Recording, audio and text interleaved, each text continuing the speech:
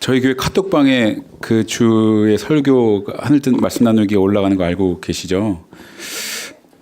제가 지난번에 제가 했던 그 영상을 처음으로 봤는데요. 예, 못 들어주겠더라고요. 그래서 반성을 하게 되면서도 그렇습니다. 예. 오늘은 성령 강림 후 13째 주일이자 교우 기억주일로 지키는 날입니다. 제가 아는 우리의 교우 기억주일은 다른 교회의 홈커밍 데이와는 조금 달랐던 것 같아요. 보통 홈커밍 데이는 예전에 교회에 잘 출석하던 교인이 사라져서 보이지 않을 때 그들을 다시 교회로 초청하는 것이었죠. 복음서에 등장하는 탕자를 맞이하는 아버지처럼 교인들은 그동안 보지 못했던 이들을 환대합니다.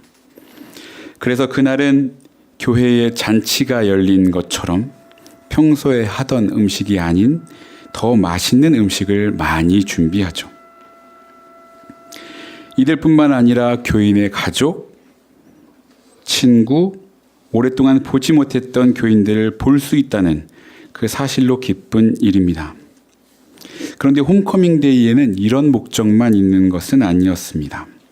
이들이 교회에 잘 정착할 수 있게 만드는 것도 포함되어 있는 것이죠. 결국 이들을 교회에 출석하게 하는 데 목적이 있었다는 말이죠.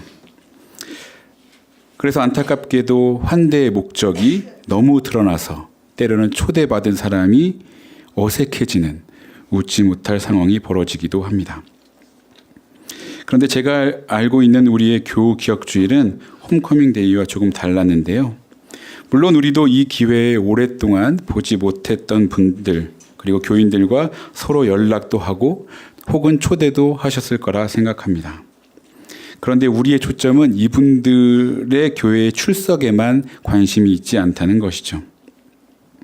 이분들과의 추억을 다시 떠올리고 그땐 그랬지, 그때가 좋았어 하며 만족하는 게 아니라 그땐 이랬는데 맞아, 그런데 지금은 어떻지? 하며 예전의 마음가짐을 다시 한번 살피는 것이죠. 그래서 이번 주일 예배 말씀 나누기를 준비하면서 예전의 추억들을 떠올려 봤습니다.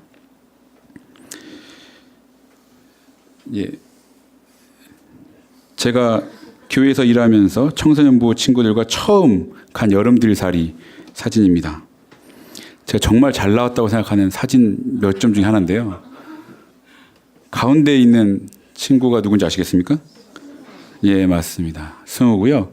그 오른쪽에 한이 머드팩을 너무 이렇게 심하게 해서 잘 안 보이시죠? 그리고 그 저 왼쪽에 머리만 보이는 친구, 머리카락 세왕이에요. 예, 지금은 나오지 않는. 네. 이 세 친구가 이렇게 뻘밭에 누워가지고 이렇게 장난을 치는. 뻘짓은 아니고요. 뻘밭에. 예. 제가 뻘짓이라고 하진 않았죠? 예. 뻘밭에서 재밌게 놀고 있는 사진입니다. 이곳은 보름도라는 곳인데요. 당시 청소년부 선생님이셨던 최명숙 선생님께서 추천하신 곳이었어요. 이곳은 북쪽과 가장 가까운 민간이 통제구역 안에 있는 서해, 그러니까 민간이 갈 수 있는 최고의 그 서해에서 북쪽에 가까운 섬이었어요. 그래서 모두 주민번호를 이렇게 내고 갈 수 있었죠. 그만큼 사람도 많이 없었고요. 네. 아마 여름들살이를 꼽으라면 이곳을 절대 잊을 수 없을 것입니다. 물론 장소가 좋았던 것도 있지만 당시 선생님이셨던 김준호 쌤께서 환상적인 먹거리를 제공해 주셨거든요. 지금은 졸업한 잘 보이지 않는 그 친구들에게 물어보면 단연 그 여름들살이를 꼽을 겁니다. 간식으로 수제 햄버거를 먹고 저녁에 갈비립을 뜯었으니까요. 예. 전기후 수련에서는 어려우실 겁니다. 네. 이렇게 이 두 선생님의 헌신으로 즐거운 들살이가 이루어졌죠. 예. 다음 이렇게 웃으면서요. 네. 네, 상태가 좋다고요. 네. 사진 찍기 싫어하는 청소년부 친구들과 이렇게 사진을 찍었답니다. 예, 다음 사진도 보여주세요. 네. 네, 이렇게 갔습니다. 네. 앳된 모습들이 많이 보이죠? 예. 네. 훌륭한 자연과 맛있는 먹거리, 그리고 그 지역에 어려 있는 역사를 공부하며 유익한 들살이를 보내었습니다.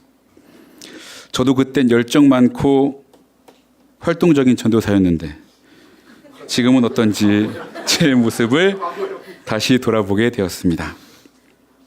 특히 지금 청소년부 친구들에게는 왜 이 같은 경험을 함께 나누지 못하는지 스스로 반성도 했습니다. 지금은 자주 뵙지 못하는 선생님들이지만 이 두 선생님의 헌신에 저는 아직도 감사한 마음을 갖고 있습니다.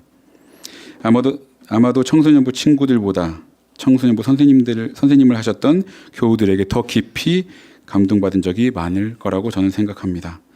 이 자리를 빌어서 청소년부 선생님들께 고맙다는 인사말을 꼭 드리고 싶습니다. 생각해보니 제게는 또 다른 추억도 있었더라고요. 네, 이거 아시나요, 여러분들? 써있네요. 네, 저 사진만 보고 골랐다가, 예, 버블티라고 하는 음료수인데요. 예, 대부분 이걸 공차로 알고 계신 분들이 많은데, 예, 공차는 브랜드 이름이고요. 예, 이 공차에서 파는, 예, 차 중에 하나입니다. 저는 이것을 매우 좋아하는데요. 예, 몇몇 교우분들은 아시겠지만요. 네, 단순히 제 입맛에 맞기도 하지만 이것을 마실 때마다 떠오르는 추억이 있기 때문입니다. 그 추억은 이것과도 연관이 됩니다. 네, 이 영화를 아시나요? 네, 시크릿이라는, 예, 원제가 시크릿이고요. 우리나라에서는 말할 수 없는 비밀이라는 제목으로 개봉한 영화입니다. 저우제룬이라는 타이완의 젊은 배우가 감독, 음악, 연기를 맡아서 인기를 끈 영화이죠. 예, 하이틴, 예, 멜로 드라마 뭐 이런 장르입니다. 마지막으로 전 요즘 하늘을 보면 이곳이 떠오릅니다. 네, 타이완 후아리라는 해변의 바다인데요. 제가 갔을 때도 이런 이 바다와 하늘이었어요. 요즘 하늘 보시면 이런 하늘 많이 보시죠? 예, 너무 맑은 날씨 너무 좋습니다. 버블티부터 보신 세 장의 사진은 모두 타이완이라는 공통점을 갖고 있습니다. 저는 타이완에 대한 애정이 많은데요. 그것은 2007년이고요. 죄송합니다. 이렇게 유머를 드리면 안 되는데요. 제가 죄송합니다. 또 반성하게 되겠네요. 네. 감사합니다. 네. 2007년 전 처음으로 해외라는 곳에 가게 되었는데요. 그곳이 바로 타이완이었습니다. 당시 제게 타이완은 그저 중국과의 수교로 인해 관계가 단절된 나라, 이 정도로만 알고 있었어요. 별 관심이 없었다는 뜻이죠. 그런데 이 2007년 I Love Taiwan 미션이라는 프로그램에 참여하게 되었습니다. 네. 타이완에 있는 교회는 이런 프로그램을 통해서 외국에 있는 청년들을 자국으로 불러들여서 타이완의 고유의 문화, 그리고 우리의 그 독립하고자 하는 의지들을 표현하고자 하는 프로그램을 매해 하고 있습니다. 이곳에서 만난 타이완 친구들은 제게 많은 영향을 주었습니다. 믿음에 대한 순수한 열정, 그리고 헌신들을 보았죠. 피마라는 전도사는 우리로 치면 서울대학쯤인 타이완 국립대학을 졸업하고 성공의 길을 마다하고 원주민 선교를 위해 헌신했던 사람이었습니다. 과로로 인해서 이듬해에 젊은 나이에 세상을 떠났는데 그를 기억하는 사람들이 그의 헌신을 기리기 위한 일들을 하기 시작했고, 이곳에 만난 또 인팅이라는 친구 역시 열정과 헌신으로 똘똘 뭉친 친구였습니다. 청년 선교 프로그램을 준비하고 실행하기 위한 모든 계획이 그 인팅이라는 친구의 머릿속에서 시작되었죠. 결국 이듬해 저는 3개월간 청년 인턴으로 다시 타이완 장로교회에 가서 보고 배울 기회가 생겼습니다. 그리고 타이완에 대해 더 깊게 이해하게 되었죠. 이후 다시 저는 한국에 돌아와서도 버블티와 이 영어 음악을 들으면 언제나 타이완 친구들과의 추억이 떠오르게 되었습니다. 이런 추억이 떠오를 때면 아내에게 전 한 1, 2년 정도 타이완에 가서 살면 어떨까 이런 이야기를 하곤 했었는데요. 예. 타박을 들었겠죠. 예. 그런데 저는 최근 이런 생각이 들었어요. 제가 너무 낭만적인 생각을 하고 있는 것은 아닐까라는 것이죠.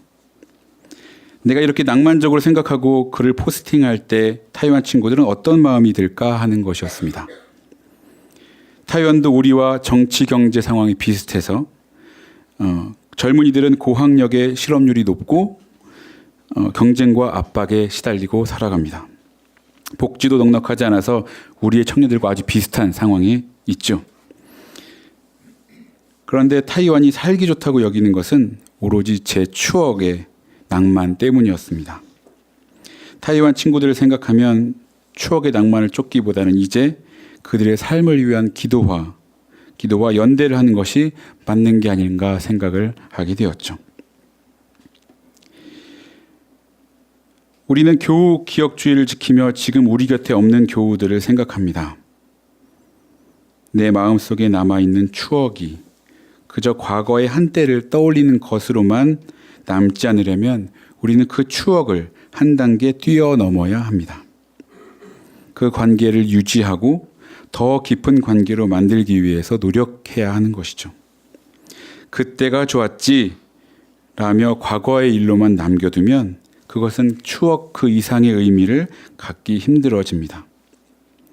그러나 추억을 함께 만든 이들과의 관계를 지속하고 그들을 위한 진심 어린 기도와 연대를 만들어낸다면 그것은 추억 그 이상이 될 것입니다. 우리는 여기서 잊지 말아야 할 점이 있는데요. 그것은 남을 위한 게 아니라 나를 위한 것이라는 겁니다. 우리는 보통 남이나 이웃을 위해 어떤 일을 해야 한다고 생각하지만 그것은 결국 자기 자신에게 좋은 경험이 될 때가 있음을 우리는 자주 경험합니다. 단순하게는 어떤 봉사가 그럴 겁니다. 자기보다 못한 환경에 처한 이웃을 측은하게 여겨 그 일을 시작했지만 그 이웃이 오히려 자신을 감동시키고 새로운 시각으로 세상을 바라보게 만들어주는 것이죠. 그 일의 시작은 자신의 측은지심이었지만 결국 자신이 새롭게 바뀐 겁니다.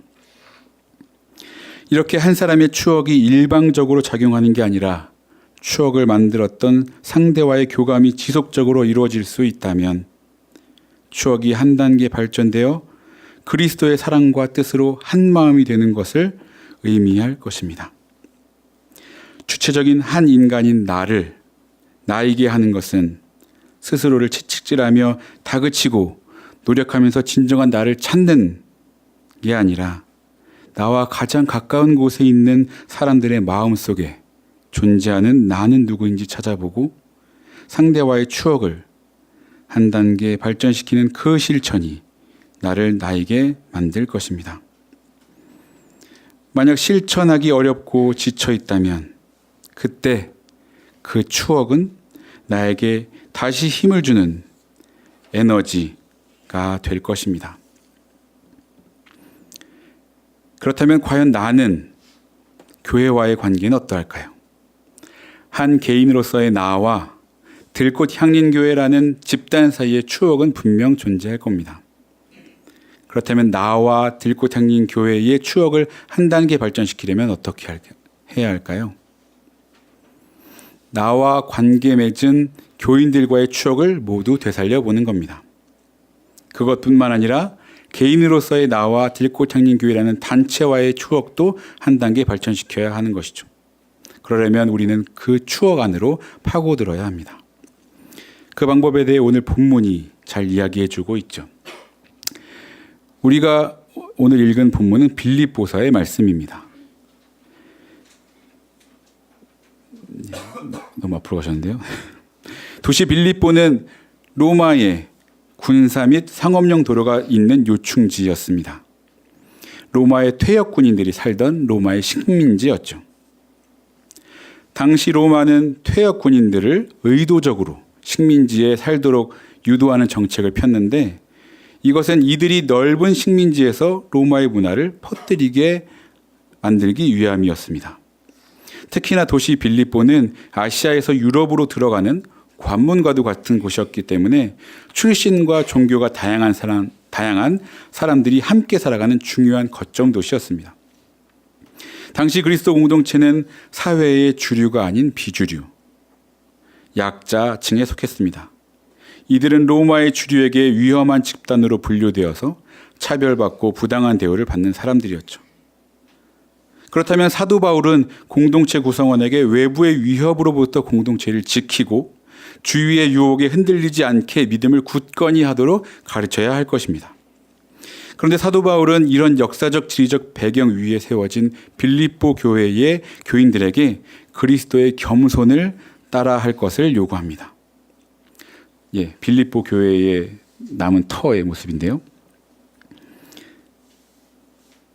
상식적으로 이해가 잘 가지 않죠. 보통 출신과 종교가 다른 사람들이 모이면 출신과 종교를 중요하게 여기며 강조하는 사람들이 있는가 하면 출신과 종교로부터 조금 자유로워져서 서로 간의 이해의 폭이 넓어지는 사람들도 있습니다. 그런데 공동체의 구성원이 약자고 자신들의 문화가 다른 문화로부터 위협을 받을 가능성이 높다면 외부의 벽을 높게 세워서 내부를 보호하는 게 일반적인 상식인 것이죠. 그런데 바울은 삶의 실천으로서의 겸손을 가르친 겁니다.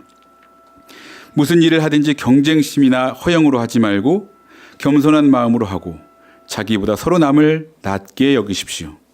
또한 여러분은 자기 일만 돌아보지 말고 서로 다른 사람들의 일도 돌봐 주십시오 라고 가르치는 것입니다.